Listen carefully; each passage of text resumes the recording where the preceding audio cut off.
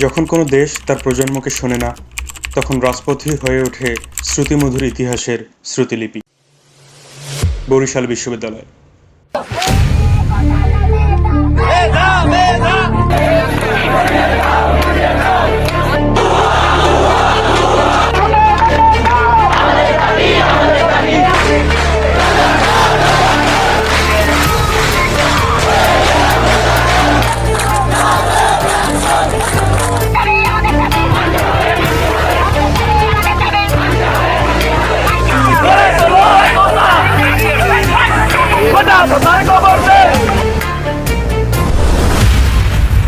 দক্ষিণ বাংলার শ্রেষ্ঠ বিদ্যাপীঠ, যেখানে দাঁড়িয়ে লেখা হলো বাংলাদেশে দ্বিতীয় গণ অভ্যুত্থানের প্রথম অধ্যায়।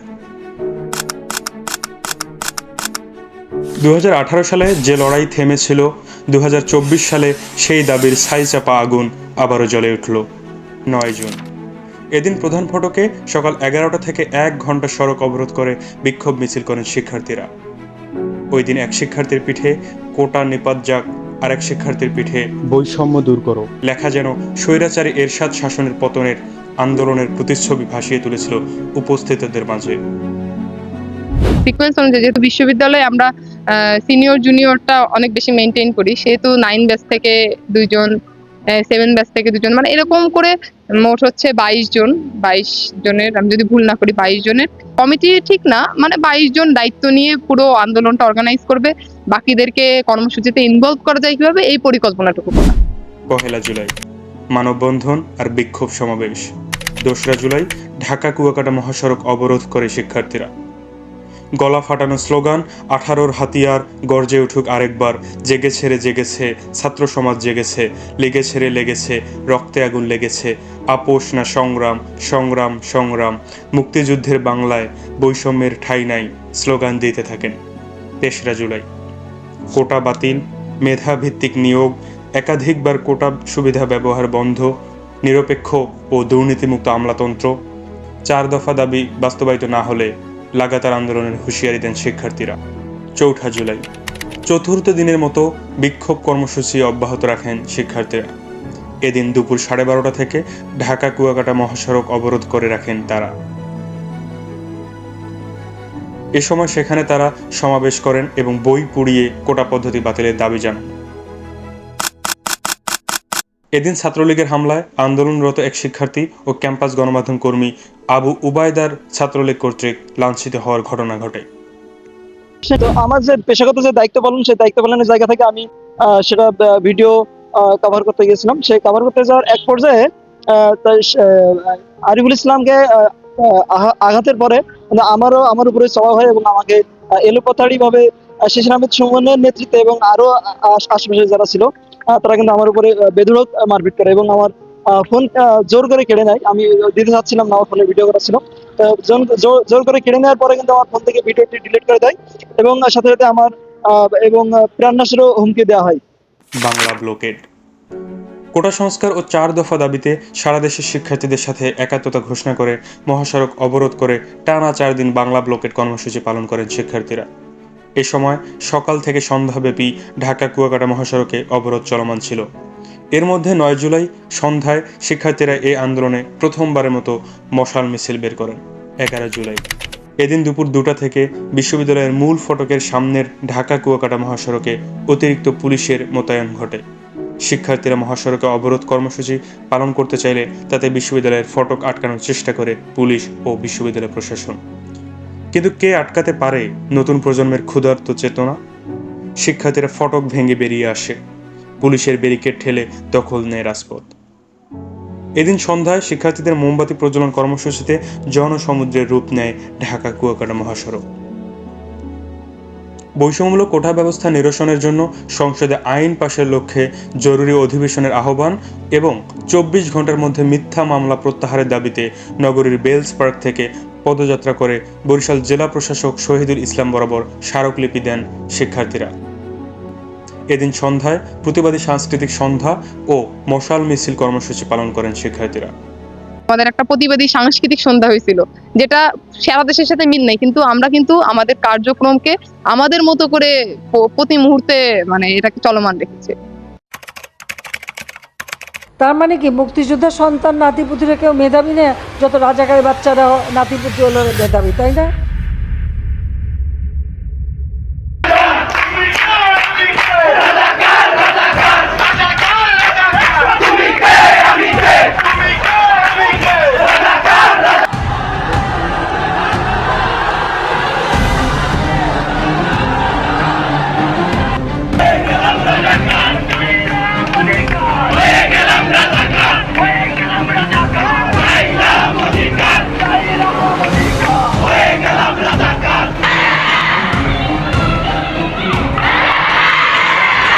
তো তাচ্ছিল্য ভরে প্রত্যাখ্যান করেছিল এবং প্রচন্ড রকম রাগের ছিল যে আমরা তো মানে দেশের জন্য এবং দেশের যে অগ্রগামী জনতা আছে এই জনতা সবাইকে নিয়েই আমরা কোটা যৌক্তিক সংস্কার চেয়েছিলাম, আমরা তো অন্য কোনো কিছু চাইনি। কিন্তু আমাদেরকে যে ট্যাগিং এর যে কালচার আওয়ামী লীগ তৈরি করেছিল সেই ট্যাগিং এর কালচারের মধ্যে ফেলে দেওয়ার মাধ্যমে আমাদের মতামতকে দমানোর যে প্রচেষ্টা, এই প্রচেষ্টাকে তখনও ধিক্কার জানাইছি, এখনো স্টিল নাও মনে পড়লে এখনো মনে হয় যে এটাকে ধিক্কার জানানো দরকার। 17 জুলাই সেদিন হল না ছাড়ার ঘোষণা দিয়ে শিক্ষার্থীরা আন্দোলনে নিহত শিক্ষার্থীদের স্মরণে বিকালে বিশ্ববিদ্যালয়ের মূল ফটকের সামনে গায়েবানা জানাজা ও কফিল মিছিল পালন করেন। এরপর সন্ধ্যায় সারা দেশে কোটা আন্দোলনে, শহীদ শিক্ষার্থীদের স্মরণে ও অধিকার আদায়ের আন্দোলনে শিক্ষার্থীদের আত্মত্যাগ পরবর্তী প্রজন্মকে জানানোর জন্য ববি শিক্ষার্থীরা একটি শহীদ বেদি নির্মাণ করেন। এছাড়াও এদিন রাতে ববির আবাসিক হলগুলোতে ছাত্রলীগ ও বহিরাগতদের হামলার শঙ্কায় আতঙ্ক ছড়িয়ে পড়ে। সে সময় শিক্ষার্থীদের উৎকণ্ঠা কাটাতে উপাচার্য, প্রক্টর, সহকারী প্রক্টর সহ আবাসিক শিক্ষার্থীদের সাথে দেখা করতে আসেন এবং শিক্ষার্থীদের সাথে ক্যারাম খেলে আলোচনা সমালোচনায় আসেন তৎকালীন উপাচার্য। 18 জুলাই ববির ইতিহাসে স্মৃতিবিজড়িত অধ্যায়ের মধ্যে 18 জুলাই অনন্য দিন হয়ে থাকবে। সারা দেশে কমপ্লিট শাটডাউন কর্মসূচির দিনটিতে সকাল 11টার মধ্যে পুলিশ, র্যাব, বিজিপি উপস্থিত ঘটতে থাকে ব্যাপক হারে। আর শিক্ষার্থীরা 10:30 থেকে প্রশাসনিক ভবনের নিচে জড়ো হতে থাকে। বেলা 11টার দিকে বিশ্ববিদ্যালয়ের শিক্ষার্থীরা ক্যাম্পাস থেকে মহাসড়কে বের হতে চাইলে পুলিশ তাদের প্রধান ফটকের ভেতর আটকে রাখার চেষ্টা চালায়। এরপর শিক্ষার্থী পুলিশ কথা কাটাকাটির এক পর্যায়ে শুরু হয় সংঘর্ষে টিয়ার শেল ও রাবার বুলেট ছুটতে থাকে যৌথ বাহিনী। এতে অর্ধশতাধিক এর বেশি শিক্ষার্থী আহত হলে ক্ষুব্ধ হয়ে ওঠে শিক্ষার্থীরা পুলিশকে লক্ষ্য করে ইট পাটকেল নিক্ষেপ করা শুরু করেন। একসময় পুলিশ সদস্যরা ছত্রভঙ্গ হয়ে পিছু হটে। এর পরপরই শিক্ষার্থীরা হাতে লাঠি সোটা নিয়ে ঢাকা, কুয়াকাটা ও বরিশাল ভোলা মহাসড়ক অবরোধ করে বিক্ষোভ শুরু করেন। বাবা, ভাই যারা আছে তাদের সকলকে আমাদের সাথে অংশগ্রহণ করতে বলুন, তাদেরকে উৎসাহ দেন। আর আপনারা মা বোনেরা যারা আমাদের সাথে যুক্ত হতে পারেন যুক্ত হন, যদি নাও পারেন আপনারা ঘরে বসে প্রতিরোধ করতে পারেন। আপনাদের আশেপাশের ছাদে সবাই প্রস্তুতি নেন। যদি দেখেন আমাদের উপরে কোনো আক্রমণ চলছে, আপনারা ওখান থেকে আক্রমণ করুন, বারান্দা থেকে আক্রমণ করুন। আপনারা যে যেখানে আছেন সেখান থেকে যুদ্ধ প্রস্তুতি নিন। এটা শুধু আমাদের একার লড়াই না, এটা সারা বাংলার মানুষের লড়াই।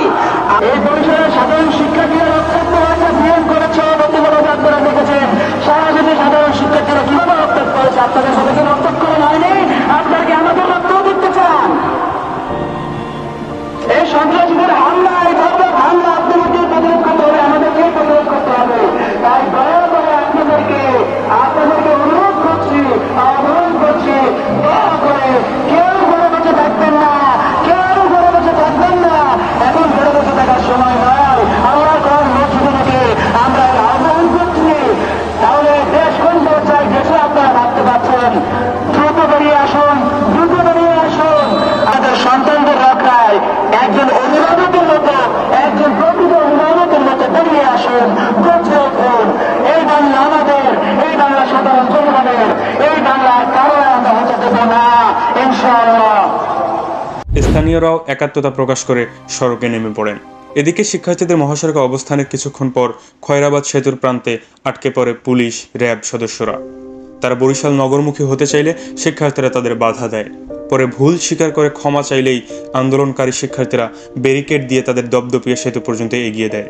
এদিন আহত শিক্ষার্থীদের শেরি বাংলা মেডিকেল কলেজে ভর্তি করানো হয়।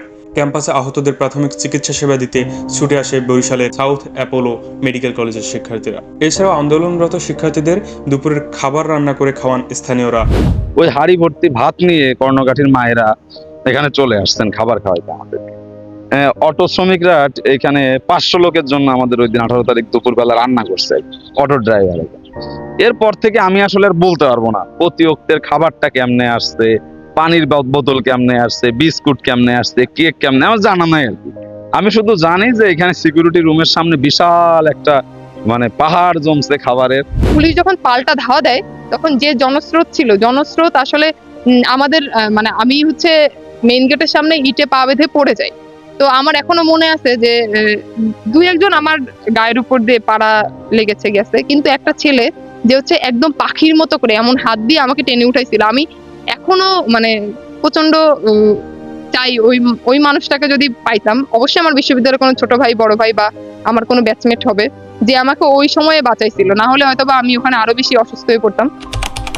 27 জুলাই হল খোলা, বিশ্ববিদ্যালয় সংলগ্ন সাধারণ জনগণকে হয়রানি না করা, শিক্ষার্থীদের বর্তমান ও স্থানীয় ঠিকানায় আইন শৃঙ্খলা বাহিনী কর্তৃক কোনো ধরনের হয়রানি না করা, ছাত্র সংসদ নির্বাচন ও ক্যাম্পাসে নিরাপদ ও গণতান্ত্রিক পরিবেশে নিশ্চিতের 4 দফা সহ বৈষম্য বিরোধী ছাত্র আন্দোলন ঘোষিত 9 দফা দাবি জানিয়ে সংবাদ সম্মেলন করেন শিক্ষার্থীরা।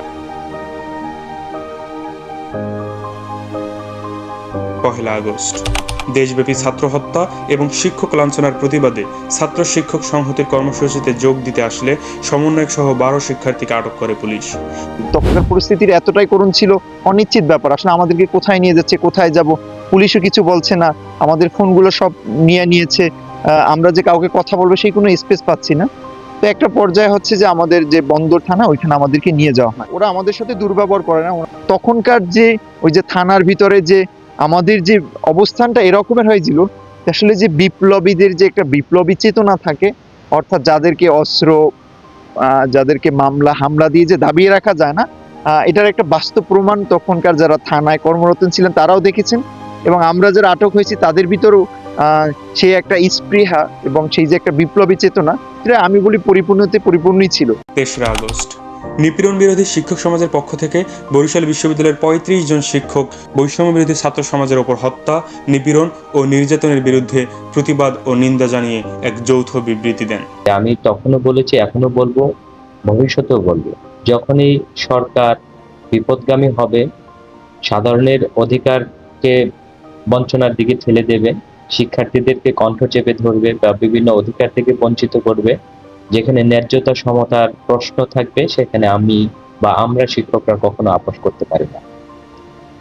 আমার দায় ছিল, আমার নৈতিক দায় ছিল, আমি মনে করি যে শিক্ষার্থীদের এই আন্দোলন যৌক্তিক ছিল এবং শিক্ষার্থীদের আমি পক্ষ অবলম্বন করেছিলাম। এবং শিক্ষার্থীরাই আমাদের আসল ব্যাপার, শিক্ষার্থীরাই আমাদের ধ্যান জ্ঞান, এবং এই শিক্ষার্থীরাই ভবিষ্যৎ সরকার গঠন করতে পারে। সুতরাং শিক্ষার্থীদেরকে যৌক্তিকভাবে সঠিক পথে পরিচালিত করতে বুদ্ধি পরামর্শ দেওয়ার জন্য আমরা সবসময় প্রস্তুত থাকছি এবং ভবিষ্যতে থাকবো।